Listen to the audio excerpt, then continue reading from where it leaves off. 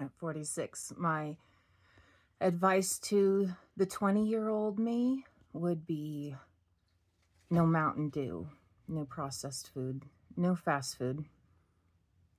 I know you're living life fast, on the go, working 3 jobs, um, getting outside and being active, but that nutrition is going to matter someday. At 46, I have the arthritis and the back problems of a 70 or 80-year-old, and I'm raising a 4-year-old.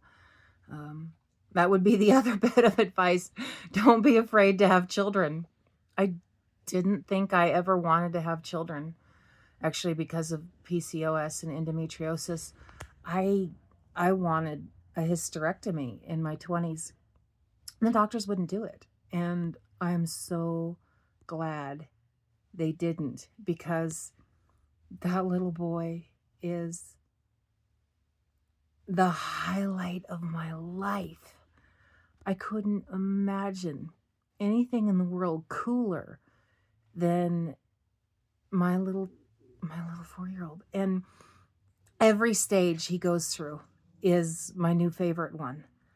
Um, Everything from the beginning, and that included a lot of hospital stuff and medical things. Um, don't be afraid to have a child that's special. Um, I was terrified that I couldn't love a child. Um, I was so wrong. I was, my dog. I was like, what am I going to do with a baby all day long? You just stare at them for the first 5 years while you're waiting for them to be able to talk and be active. And yes, you just spend hours staring at them. Um, and loving every moment of them, just sucking it in, absorbing it.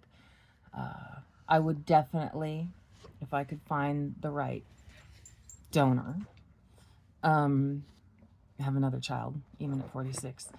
And with all of my health stuff going on, it reset my system. I went into remission with the ankylosing spondylitis and arthritis stuff, and I was doing really, really well until I ended up on a year of antibiotics for a problem the local small town doctors didn't understand, was Zuska's breast disease. And once we got that resolved, things, um, well, they had already degraded so fast from being on sulfur-based antibiotics for so long. And so, yeah, that's what I would say to my younger me.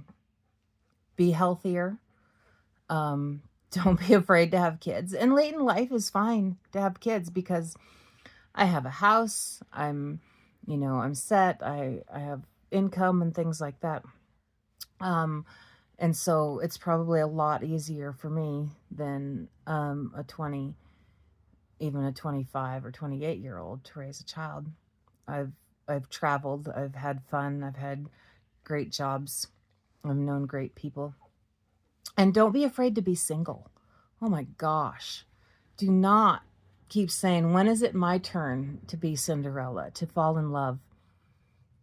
To love is great. Love is fun. It's exciting, but you don't have to have that to be happy. Not at all.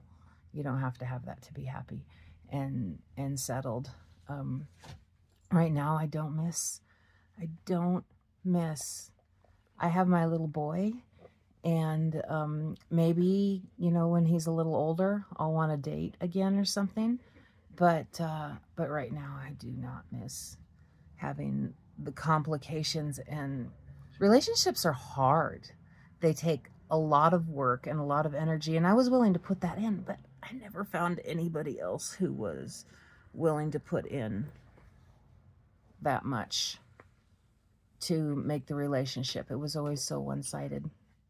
And that's not saying, I'm not trying to say anything derogatory or bad about the father of my child, other than he didn't have the emotional bandwidth that's necessary to have a good relationship. And so expand your emotional depth and look for others who are capable of doing that. And so I thought just because he could talk that we could have conversations, but it's way more than that.